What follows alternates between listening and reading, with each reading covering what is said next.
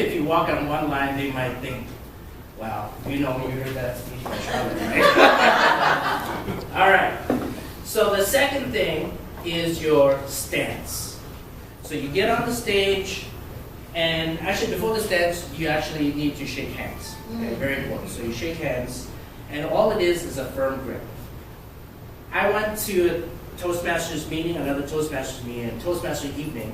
He was coming in, and I'm like, okay, we're coming in for a landing. We're going in. And then suddenly he goes, ding! And I'm like, what? Yay! Right? I didn't know what to do.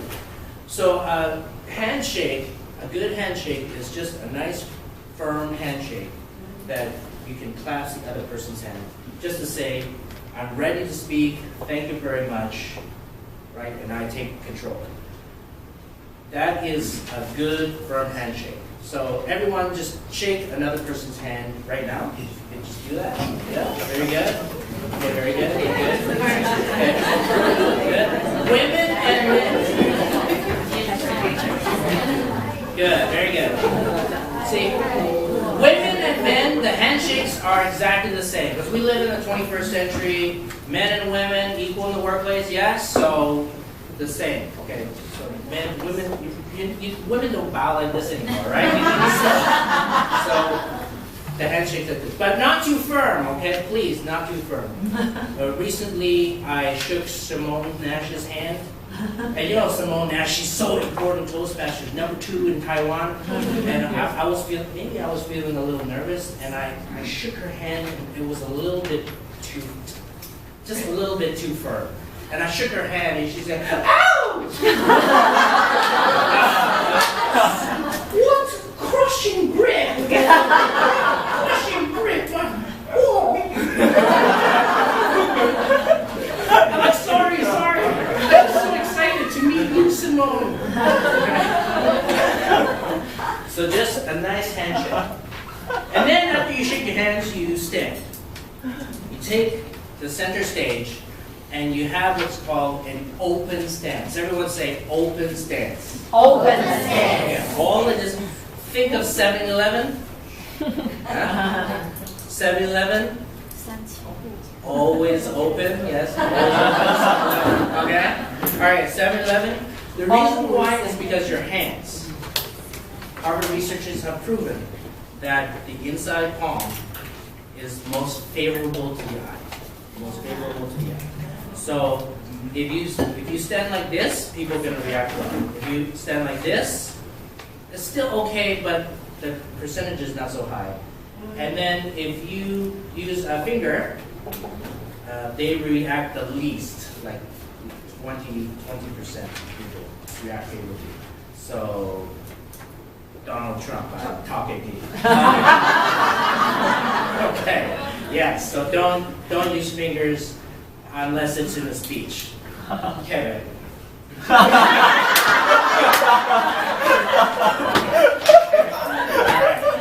So your stance is going to be what kind of stance? Open stance, okay? And then you make eye contact. Now I told the Toastmaster to take the stage, and I said, you got to scan the room. Scan the room. And so he walked comfortably to the middle of the stage, and he stood in the middle, open stance, and then he did this. I was thinking, I said scan the room, not scan the roof.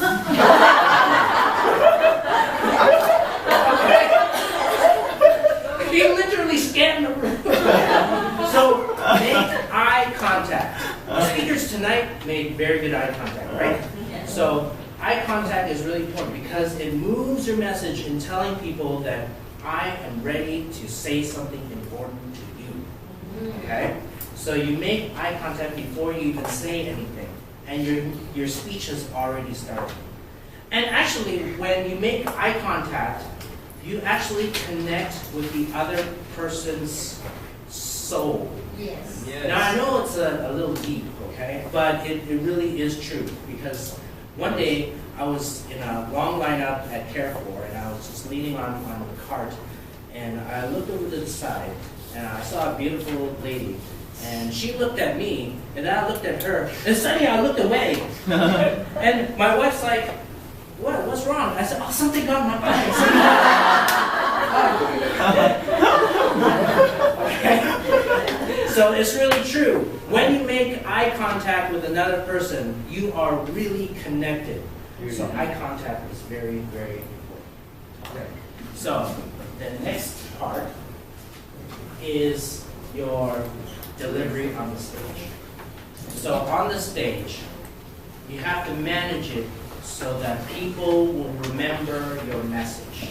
Okay? Because I've seen Toastmasters either stand in one spot for the whole duration of their speech, or there are other Toastmasters that do a breakdance. Dun, dun, dun, dun, dun, dun, dun, dun, dun. I do not know where to go. Okay? All right? So just pace around and around and around. The best way is to manage your stage so that people can remember. The way to do that is think.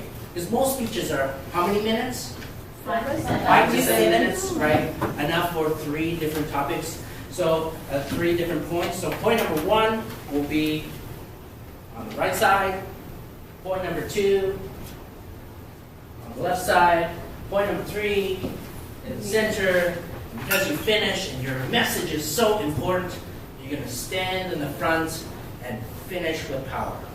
That's basically the best way to deliver your speech using the stage. And table topics as well. Okay?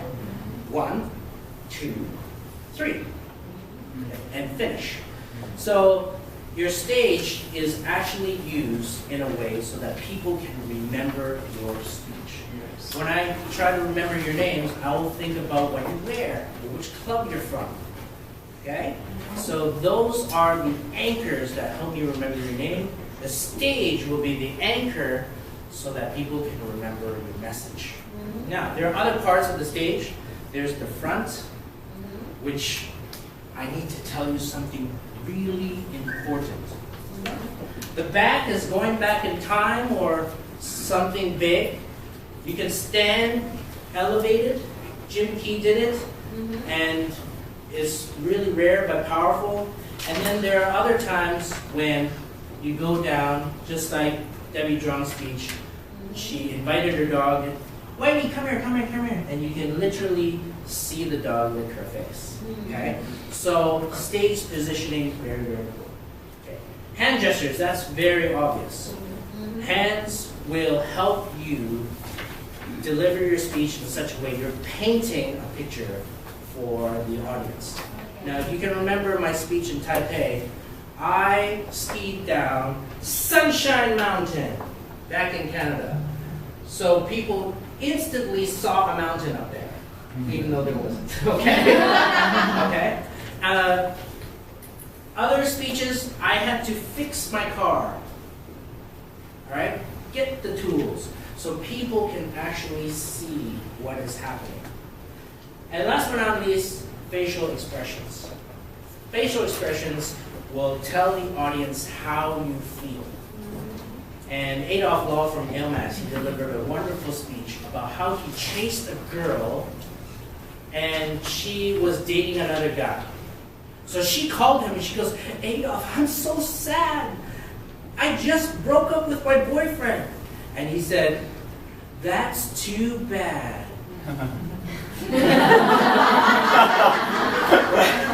Right? So we wouldn't have known how he felt if he didn't do that facial expression, right? Right? So facial expressions, very, very important. There are all types of expressions, so use a mirror to experiment and ask the mirror question as well at the same time. 2 birds with 1 stone.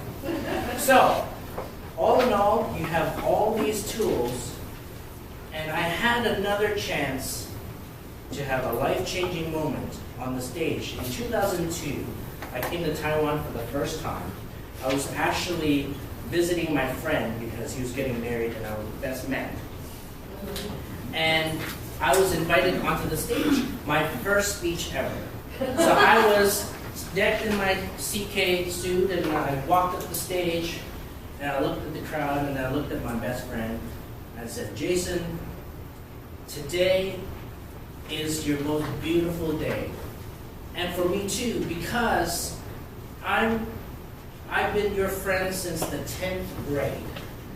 And it just gives me great joy just to see you walk down the aisle with the love of your life. And I said, and I remember that your favorite song is by Depeche Mode. It's called Somebody. I want somebody to share the rest of my life, share my innermost thoughts, know my intimate detail. And in the crowd was a beautiful woman, and she said to her friend, I'm going to marry that guy.